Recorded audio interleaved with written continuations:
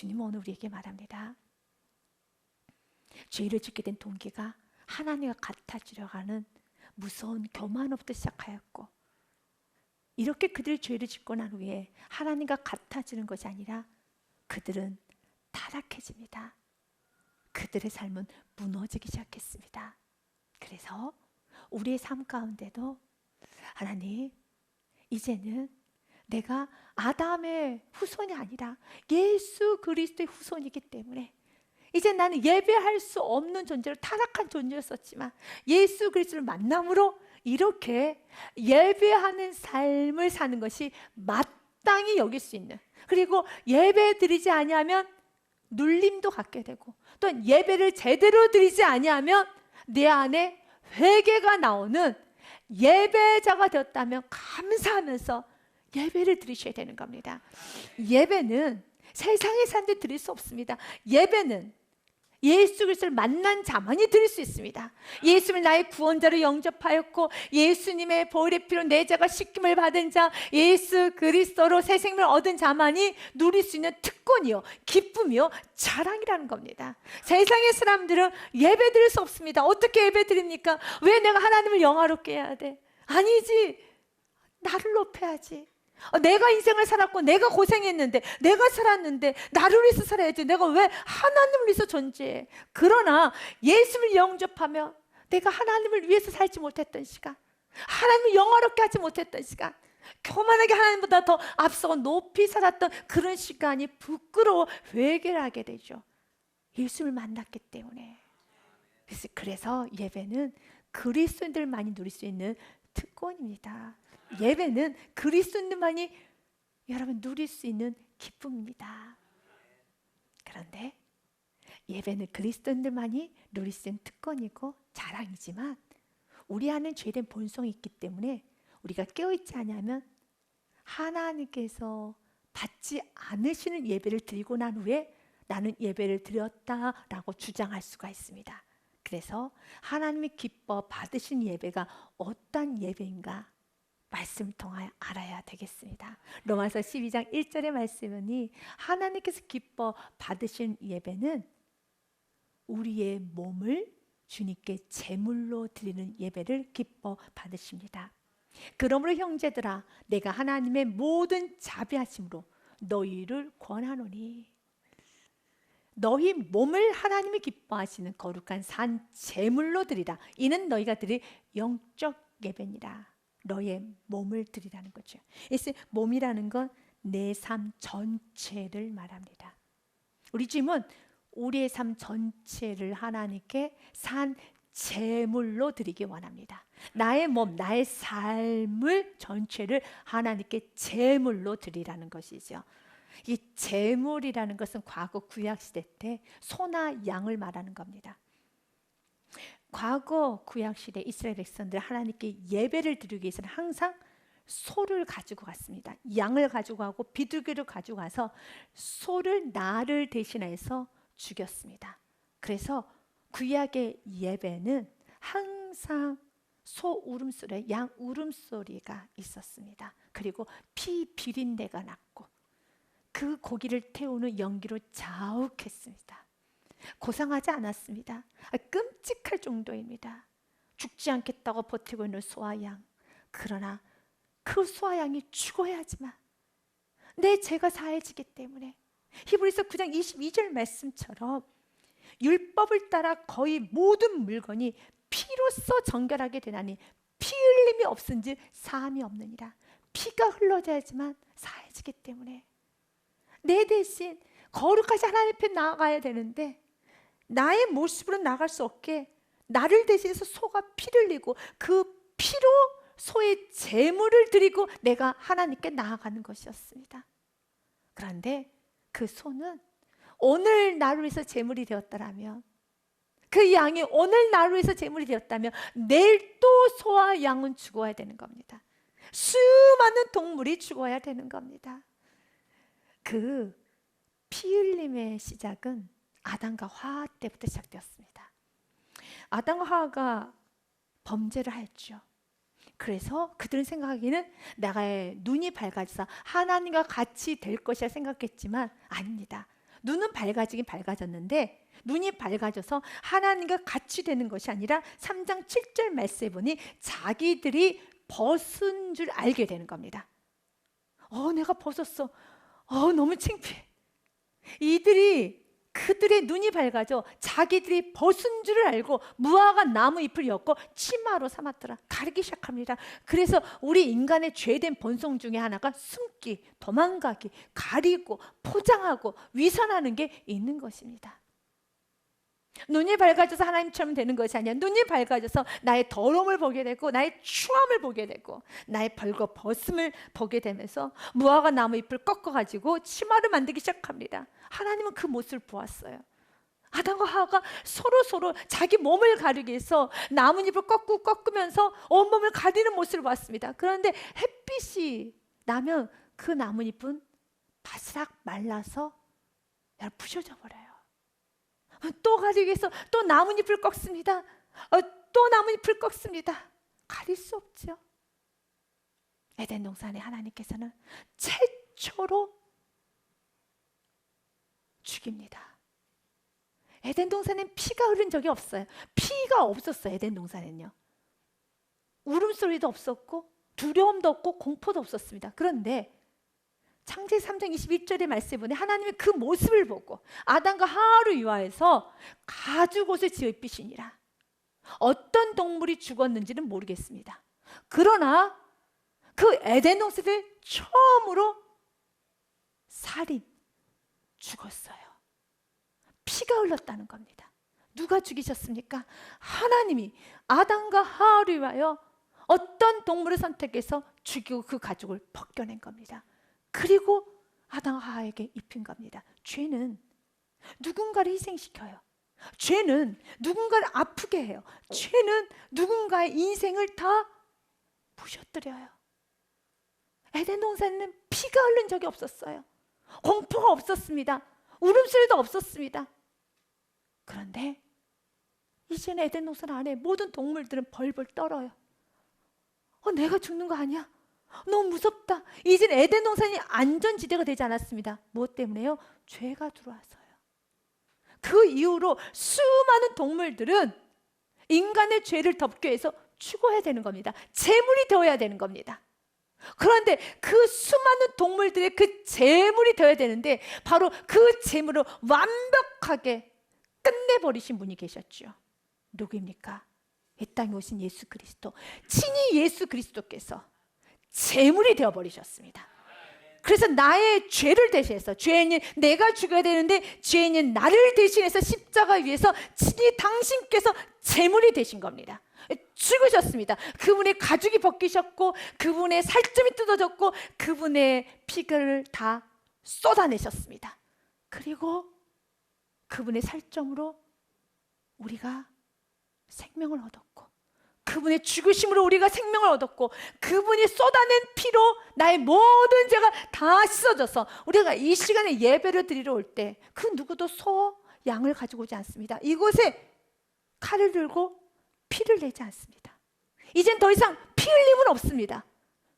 교회 안에 우리가 예배 드릴 때 피 흘림은 없어요. 왜 그렇습니까? 예수님이 피를 다 흘려주셨기 때문에.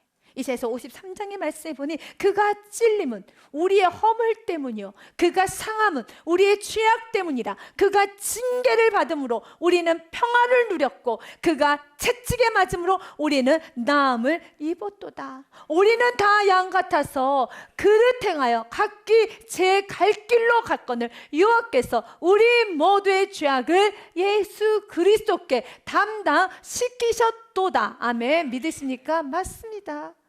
예수님께서 피를 흘려주셔서 이젠 더 이상 우리는 소, 양을 끌고 올 필요도 없고, 그런데 그 예수의 피는 어제 내 평생에 지었던 모든 죄도 사해줄 뿐만 아니라 오늘의 죄도 사해주고 앞으로 연약해서 넘어질 수밖에 없는 그 연약함까지도 다 사해주면서 완벽하게 더 이상 너 인생에 피는 필요 없어. 예수님께서 피를 흘려주셨기 때문에 우리 죄를 다 사하여 준 것입니다. 주님께서는 오늘 우리에게 말합니다. 이젠 더 이상 재물은 필요 없어. 더 이상 소와 양과 비둘기는 필요 없어. 그런데 주님 오늘 또다시 이런 말합니다. 재물은 필요 없는데 나에게 필요한 재물이 있다. 로마서 12장 1절 말씀 보니 하나님께서 기뻐하신 예배는 재물을 가지고 오래요. 그 재물이 무엇입니까? 소를 말할까요? 양을 말할까요? 비둘기를 말할까요? 왜 애만 소는 가지고 오니? 왜 엄한 양을 가지고 와? 하나님은 그 재물을 받기를 원하지 않습니다. 하나님께서 기뻐받고 싶어 하시는 재물은 누구의 재물입니까? 바로 내가 재물이 되어 주님께 드리는 겁니다. 너의 몸을, 너의 삶을, 너의 인격 전체를, 너의 몸을, 너의 삶 전체를 하나님이 기뻐하시는 거룩한 산 재물로 드리라는 거죠. 재물로 드리라는 겁니다. 그래야지 하나님이 기뻐 받으시겠다는 겁니다. 그런데 하나님이 재물을 받으실 때 흠있고 병들고 저는 재물을 받지 않으세요. 말라기서 1장 말씀에 보면 하나님께서 무섭게 호통하신 말씀이 있습니다. 만군의 여호와가 이르노라 너희가 눈먼 희생 제물을 바치는 것이 어찌 악하지 아니하며 조는 것 병든 것을 드리는 것이 어찌 악하지 아니하냐. 이제 그것을 너희 총독에게 드려보라. 그가 너를 기뻐하겠으며 너를 받아주겠느냐. 총독에게 드려봐라. 세상의 총독에게도 그 물건 저는 거, 병든 거, 찌그러진 거 드려봐. 도대체 사람을 뭘로 알고 이런 것을 가지고 와서 받으라고 하나? 나를 무시하네? 라고 말하지 않겠느냐. 사랑하는 여러분, 그래서 두 번째 하나님이 기뻐하시는 예배는 보혈의 예배입니다. 보혈의 예배를 드리셔야 돼요. 여러분의 삶을 살다가 여러분의 삶이 재물이 돼야 돼요. 그러나 여러분의 삶에 하나님께 드리는 재물로 드리기에는 부족함이 많이 느끼시니까? 여러분 지저분하게 살았습니까? 더러워졌습니까? 그래서 여러분이 과거 예수를 만날 때 세상에서 구원 받았을 때 예수의 보혈의 피로 씻음을 받았죠. 여러분이 예수를 만나고 그 예수의 보혈의 피로 나의 모든 죄가 씻음을 받았죠. 그런데 혹시 그 보혈의 피가 과거 한 번만 필요한 게 아니라 오늘도 그 보혈의 피가 필요하십니까? 네, 필요합니다. 저는 너무 많이 필요합니다. 보혈의 피가 필요합니다. 주님께서 오늘 우리에게 말합니다. 나는 보혈의 피의 소중함을 아는 예배를 기뻐 받으신다는 거죠. 오늘도 우리에게는 보혈의 피가 필요하죠. 주님이 덮어주지 아니하시면 저는 주님께 예배 드릴 수 없습니다. 저는 주님께 나아갈 수가 없습니다.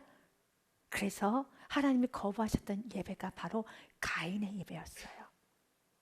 창세기 4장 말씀에 보면은 하나님이 가인의 예배를 받지 않으십니다. 세월이 지난 후에 가인은 아담과 하와가 낳았던 첫 번째 아들입니다. 가인은 땅의 소산으로 제물을 삼아 여호와께 드렸고 그의 동생이었던 아벨은 자기도 양의 첫 새끼와 그 기름으로 드렸더니 여호와께서 아벨과 그의 제물은 받으셨으나 그러나 가인과 그의 제물은 받지 아니하신지라 가인이 몹시 분하여 안색에 변하니 라고 했던 것처럼 하나님은 아벨의 예배는 받으셨지만 가인의 예배는 받지 않으셨습니다. 그 뜻이 하나님께서는 땅의 곡식은 좋아하지 않고 양의 그 첫 새끼인 양만 좋아하신가? 그렇지 않습니다. 하나님은 두랬던 가부의 헌금을 기뻐 받으시는 것처럼 우리의 예배의 시간, 예배의 정성도, 예배의 여러분 여러 가지 것들에 따라서 하나님께서는 우리의 외형적인 걸 보고 받고 받지 않으시거나 그렇지 않습니다. 중요한 건 가인의 예배는 하나님의 보혈을 사모하는 예배가 아니었습니다. 아벨은 양의 첫 새끼를 드렸습니다. 그러나 가인은 보혈을 사모하지 않았습니다. 그래서 그는 너무 하나님 앞에 당당히 나갔기 때문에 하나님께서 예배를 받지 않으셨을 때 그가 하나님 앞에 했던 행동은 분을 냅니다. 안색이 변합니다. 내가 어디서 구원받았다는 걸 알고 나의 삶이 진리선 예수님 앞에 섰었을 때 나의 삶이 주님께 제물로 드리기에는 나의 삶 전부를 제물로 드리기에는 너무 부족하다는 걸 아는 성도는 보혈의 피를 의지하면서 주님, 오늘도 주님 앞에 있는 모습 그대로 나왔고 부족한 모습 그대로 나왔고 믿음으로 나온 것뿐이지 내가 당당히 나아갈 수는 없습니다. 내가 완전하다고 제시할 수는 없습니다. 나에게서 오늘 예수 그리스도의 보혈의 피에 덮임을 받기 원합니다.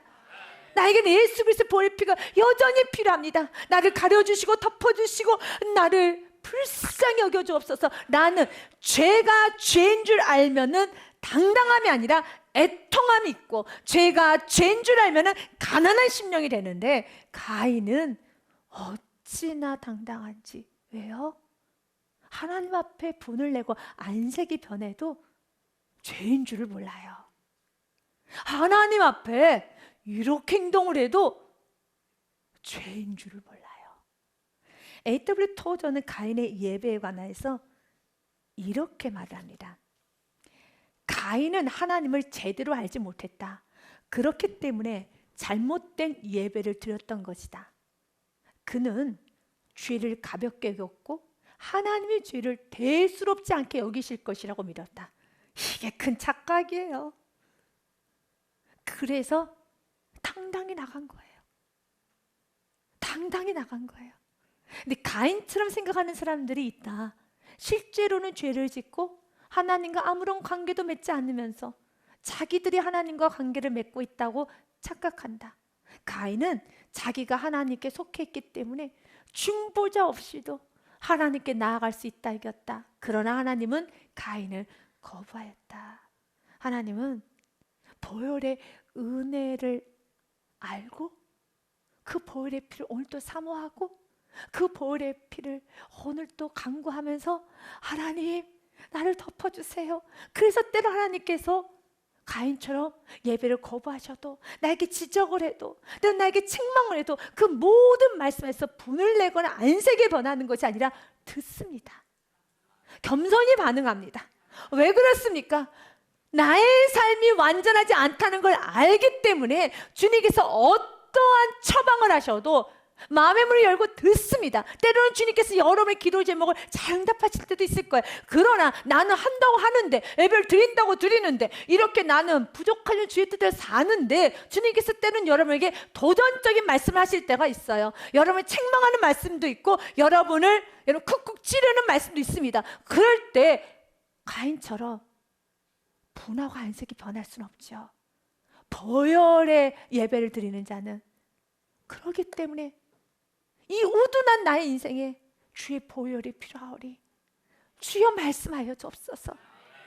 가난한 심령이 되죠. 낮은 심령이 되는 것이죠. 가인의 후에 그 행동을 보면은 그는 예배자가 아니었음을 알 수 있습니다. 하나님께서는 분하고 있는 가인에게 연여 말합니다. 여호와께서 가인에게 이르시되 내가 분하여 하며 어찌 됨이며 또 안색이 변하면 어찌 됨이냐. 내가 선을 행하면 어찌 낯을 들지 못하겠느냐. 선을 행하지 아니하면 죄가 문에 엎드려져 있느니라. 죄가 너를 원하나 너는 죄를 다스릴지니라. 아멘. 하나님께서 이렇게 말씀해 줬어요. 그런데 가인이 드렸던 예배, 하나님께서 받지 않으시는 예배는, 말씀은 말씀, 예배는 예배. 그리고 그는 자신의 생각대로 결정대로 그냥 살아가요. 하나님께 죄를 다스리라고 했어요. 하나님께서 멈추라고 했어요. 너가 선을 행하였다면 이렇게 분할 수 있겠느냐? 선을 행하지 않았기 때문에 이렇게 분하는 것이지 라고 지적도 했고 찔러도 주셨지만 말씀은 말씀, 예배는 예배. 그는 자기가 원하는 삶을 그냥 살아버립니다. 그래서 8절 말씀에 보면 그는 돌로 동생을 쳐 죽입니다. 가인이 그의 아우 아벨에게 말하고 그들이 들에 있을 때 가인이 그의 아우 아벨을 쳐 죽이니라. 하나님 말씀 앞에 브레이크가 걸리지 않습니다. 왜 그럴까요? 그는 보혈의 예배를 드리지 않고 있기 때문에. 보혈의 예배를 드리는 자는 언제나 하나님 앞에 겸손합니다. 하나님께서 브레이크를 걸면 스탑합니다. 멈출 수 있습니다. 가인처럼 그렇게 무례하게 행동하지 않습니다. 거만하게 행동하지 않습니다. 교만히 행동하지 않습니다. 이제 우리에게 필요한 건 신령과 진정으로 예배를 드려야 됩니다. 하나님이 기뻐 받으시는 예배는 영과 진리로 드리는 예배를 기뻐 받으십니다.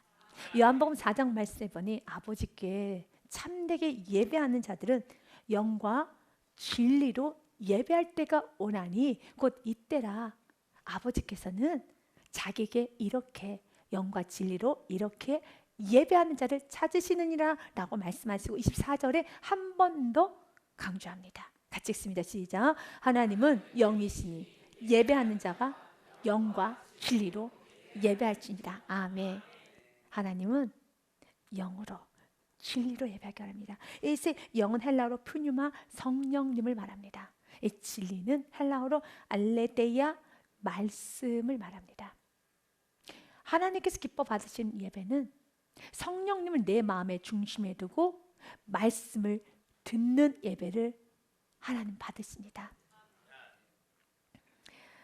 성령님은 내 마음의 중심에 두지 않고 말씀을 듣기 시작하면 그 말씀에는 교훈도 있거든요.